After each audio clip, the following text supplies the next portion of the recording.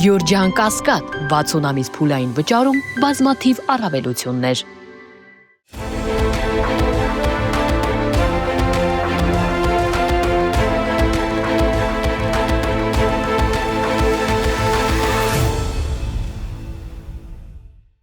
Բարև ձեզ, Մեդիա Hub-ի հարգելի հետևորդներ, եւ այսպես վեհափառի եւ 6 եպիսկոպոսների գործով նշանակվեց նոր դատավոր Սերժ Ռուշանյանը, քանի որ նախորդ դատավորը, որը պետք է քններ այս գործը, ինքնաբացարկ հայտնեց, թե ինչ պատճառով ինքնաբացարկ հայտնեց, ամենևին էական չէ, կարևորը նա խուսափեց դատելու վեհափառից։ Իհարկե հնչում են տարբեր տեսակետներ, որ նախկին դատավորը վարվեց Պիղատոսի նման, այսինքն լվաց իր ձեռքերը, սակայն ես այդքան էլ չեմ կիսում այդ տեսակետը, արձանագրենք փաստը, որ մարդը հրաժարվեց դատելու ամենայն հայոց կաթողիկոսին։ Իսկ ահա նոր դատավորը Սերժ Ռուշանյանը թերևս կանգնած է իր կյանքի ամենամեծ փորձություններից մեկի առջև։ Նա կամ պետք է իր նախորդի նման ինքնաբացարկի դիմում ներկայացնի, կամ դատի ամենայն հայոց կաթողիկոսին, կամ կարճի քրեական գործը անօրինական լինելու պատճառով, այսինքն մերժի Նիկոլ Փաշինյանին։ Հետայսու այս դատավորի ճակատագիրը ամբողջովին կախված է միայն իրենից, թեպետ սա այն դեպքերից մեկն է, երբ կարելի է հանգիստ ասել, որ շառը ինքն իր ոտքով եկավ ու կպավ խեղճ դատավորին։ Ընդհանրապես արձանագրենք, հարգելի հետևորդներ, որ Նիկոլ Փաշինյանը յուրօրինակ հատկություն ունի՝ իր ապազգային մոտեցումները գցել տարբեր մարդկանց գրպանը և սարքել պատասխանատու այդ ամենի համար։ Այսինքն նա միայնակ չի ցանկանում կրել մեղքի ողջ բաժինը և իր հետ ուզում է ճակերտավոր ասված տանել բազմաթիվ մարդկանց։ Նույնն է նաև Սերժ Ռուշանյանի հետ կատարվեց։ Հիմա Սերժ Ռուշանյանը ահա նման փորձության, նման ընտրության առաջ է կանգնած, որ ճանապարհն էլ նա ընտրի, իր համար հեշտ չի լինելու։ Եթե նա կատարի Նիկոլ Փաշինյանի հրահանգը և դատի ամենայն հայոց կաթողիկոսին, ապա արժանանալու է Աստծո անեծքին և մարդկանց հասարակության պարսավանքին։ Իսկ եթե մերժի Նիկոլ Փաշինյանին, այսինքն կարճի քրեական գործը անօրինական լինելու պատճառով,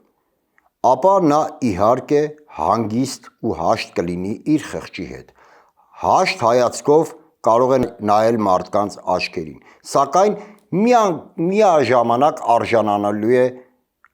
այսինքն դառնալու է պատժիչ մեքենայի թիրախ։ Հարգելի հետևորդներ, Նիկոլ Փաշինյանի իշխանությունը չի բավարարվում միայն մարդկանց աշխատանքից ազատելով, թեպետ շեշտենք, որ այս պարագայում Նիկոլ Փաշինյանը գործադիր իշխանությունը ընդհանրապես որևէ ազդեցություն, որևէ լիազորություն չունի դատական մարմնի նկատմամբ, սակայն անիմաստ է այդ մասին խոսելը, քանի որ Հայաստանում ուղղակի ոտնահարված են իշխանության տարանջատման սկզբունքները։ Հայաստանում չկա գործադիր իշխանություն, չկա օրենսդիր իշխանություն և չկա դատական իշխանություն։ Հայաստանը գնում է ամբողջովին միահեծան իշխանություն հաստատելու ճանապարհով, և այդ միահեծան իշխանը հավակնում է լինել հենց ինքը՝ Նիկոլ Փաշինյանը։ Նա է հրահանգները իջեցնում իրավապահ մարմիններին, նա է վճիռները կայացնում և հրամցնում դատավորներին, նա է SMS-ներով կարգադրում պատգամավորներին վայր դնել մանդատները, այսինքն Հայաստանի Հանրապետությունում Նիկոլ Փաշինյանը ձգտում է կերտել միայն մեկ Աստծո, ինքը Նիկոլ Փաշինյանն է։ Մնացյալ բոլորը,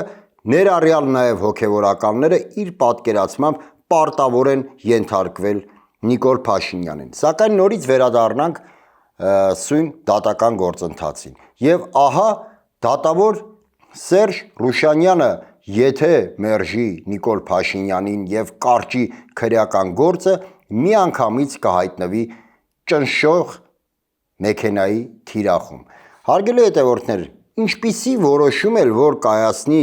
այս դատավորը, Մարդկայնորեն նրան կարելի է հասկանալ։ Իհարկե, եթե նա դատի վեհապարին, միանգամայն անընդունելի ու մերժելի է լինելու նրա թե մարդկային կերպարը, թե կայացրած որոշումը, սակայն էլի եմ շեշտում, եկեք մի պահ փորձենք մարդկայնորեն հասկանալ նրան։ Ոչ բոլորն են պատրաստ դիմակայել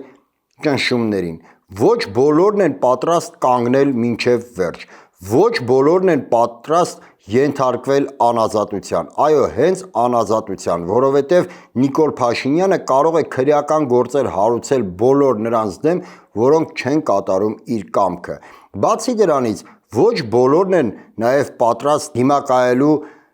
կարիերայի առաջխաղացման գայթակղությանը, ֆինանսական բարելավման գայթակղությանը եւ այդ բոլոր հանգամանքները հաշվի առնելով չի բացառվում, որ անպայմանորեն, եթե նույնիսկ այս դատավորը նույնպես ինքնաբացարկի դիմում ներկայացնի, ապա անպայման Նիկոլ Փաշինյանը կգտնի այն դատավորին, որը կիրականացնի իր կամքը, սակայն նման որոշում կայացնող դատավորը պետք է պատրաստ լինի այնպիսի հեռանկարի, որ այդուհետ նա արժանանալու է հասարակության արհամարհանքին։ Այսուհետ նրա թեկուզ բարևի համար պարզած ձեռքը մնալու է օդում։ Այդուհետ կանայք նրա անունը տալու են անեծքով, իսկ տղամարդիկ նրա անունը տալու են հայոյանքով։ Այդուհետ նա չի կարող ազատ շրջել փողոցներում, ոչ թե այն պատճառով, որ նրա վրա հարձակվելու են կամ նրան ճնշումների են ենթարկելու, ոչ, պարզապես դժվար է արժանանալ համընդհանուր արհամարհանքի, դժվար է քայլել փողոցներով եւ երբ մարդիկ քեզ նայում են, ինչպես ձևակերպեմ, որ ճիշտ ընկալելի լինի, երբ մարդիկ քեզ այսպես ասած մարդու տեղ չեն դնում եւ նման մթնոլորտում ապրելը ինչ խոսք դժվար է, բայց մյուս կողմից նաեւ դժվար է դատել վեհապար Հայրապետին, դժվար է ճակերտավոր ասած ձեռք բարձրացնել օծյալի նկատմամբ, օծյալի վրա։ Հարգելի հետևորդներ, հիշեցնեմ, որ սա նախադեպը չունեցող երևույթ է, այնինչ տեղի է ունենում այսօր։ Բոլշևիկյան վաղ կառավարման տարիներից սկսած, երբ 1938 թվականին ըստ լուրերի իր բնակարանում ԿԳԲ-ի գործակալների կողմից խեղդամահ արվեց Խորեն կաթողիկոսը, այդ օրվանից հետո ամենայն հայոց կաթողիկոսներից եւ ոչ ոք նման ճնշումների չէր ենթարկվել։ Հայ առաքելական եկեղեցին երբևէ նման ճնշումների չէր ենթարկվել։ Ընդհանրապես այլևս կարելի է ասել ճնշումների չէր ենթարկվել։ Եվ միայն Նիկոլ Փաշինյանի իշխանությունը արեց այն, ինչ արեցին բոլշևիկները 1930-ական թվականներին։ Իհարկե, ամենայն հայոց կաթողիկոսը խեղդամահ չի արվել, սակայն դրանից երևույթը չի փոխվում։ Գարեգին Բ-ն ենթարկվում է ճիշտ այնպիսի փորձությունների, այնպիսի ճնշումների, այնպիսի հալածանքների ու հետապնդման, ինչպիսին ենթարկվեց Խորեն կաթողիկոսը։ Հարգելի հետևորդներ, ինչ վերաբերում է նրան, որ հեշտ չէ վեհապարին դատել, ապա եկեք մի պարզ հանգամանք հաշվի առնենք։ Այլ բան է դատել քաղաքական գործին, այլ բան է դատել նախկին կամ ներկա որևէ պաշտոնյայի եւ միանգամայն այլ բան է դատել վեհապար Հայրապետին։ Այստեղ կա նաեւ Աստծո նկատմամբ վախի գործոնը։ Հիշեցնեմ, հարգելի հետևորդներ, որ էլի օրինակ եմ ուզում բերել բոլշևիկյան իշխանությունից, որ ներկայիս Եղիշե Չարենցի անվան դպրոցը, որը գտնվում է Ամիրյան, այսինքն Պապ Թագավորի փողոցում, ժամանակին այդ դպրոցի տեղում եղել է Սուրբ Գրիգոր Լուսավորիչ եկեղեցին, որը քանդվեց ու ավերվեց բոլշևիկների կողմից եւ հենց այդ ավերակների վրա կառուցվեց ներկայիս դպրոցը։ Եթե ուշադիր նայեք դպրոցին, ապա կնկատեք եկեղեցու հետքերը դպրոցի շինության վրա։ Եվ ահա ըստ մեզ հասած լուրերի, այդ եկեղեցին քանդող բանվորների ճնշող մեծամասնությունը հետագայում ունեցել է դառը ճակատագիր։ Շատերը նրանցից չեն մահացել իրենց մահով, այսինքն արժանացել են Աստծո անեծքին։ Եվ բնականաբար այսօրվա դատավորը, որը նույնպես պետք է դատի ամենայն հայոց կաթողիկոսին, դառնա մասնակիցը հայ առաքելական եկեղեցու դեմ գրոհին, կարող է ունենալ նույն պարզ մարդկային վախը Աստծո հանդեպ։ Իհարկե, բոլշևիկյան բանվորները որոշողները չէին, այլ ընդամենը կատարողները, սակայն եթե հավատանք մեզ հասած լուրերին, ապա Աստծո անեծքը թափվեց նաև կույր գործիքների վրա, որովհետև նման, այսպես ասած, գործում չեն լինում միայն որոշողներ և կույր գործիքներ։ Եկեղեցին ավերվում է բոլորի մասնակցությամբ, թե որոշողների և թե կույր գործիքների։ Եվ ահա, հարգելի հետևորդներ, Աստծո անեծքն է սպասվում բոլոր նրանց, ովքեր մասնակցում են այս այսինքն ոչ թե հակա, այլ անաստվածային գործին, սկսած շարքային պատգամավորներով ու նախարարներով, վերջացրած դատավորներից ու տիրադավ հոգևորականներից։ Հարգելի հետևորդներ, եթե նրանք իհարկե ունեն իրենց մեղքի մեծ բաժինը, որովհետև նրանցից ոմանք թուլակամ են, ոմանք անողնաշար, ոմանք ստրկամիտ, ոմանք փողասեր, ապա Նիկոլ Փաշինյանի մեղքը հազարապատիկ է այս գործում։ Եթե մինչ այս Նիկոլ Փաշինյանը մարդկանց պարզապես բաժանում էր սևերի ու սպիտակների,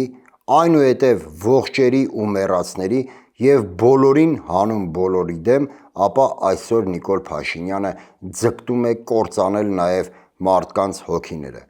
Հավատացեք, վաղ թե ուշ, հիմա ես խոսքս ուղղում եմ բոլոր այն մարդկանց, ովքեր միացել են հայ առաքելական եկեղեցու և վեհափառի դեմ գրոհին։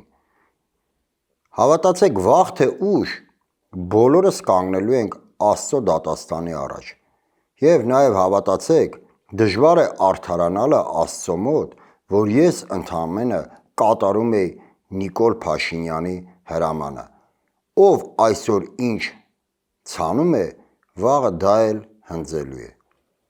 Այսօր այսքանը, շնորհակալ եմ, կհանդիպենք։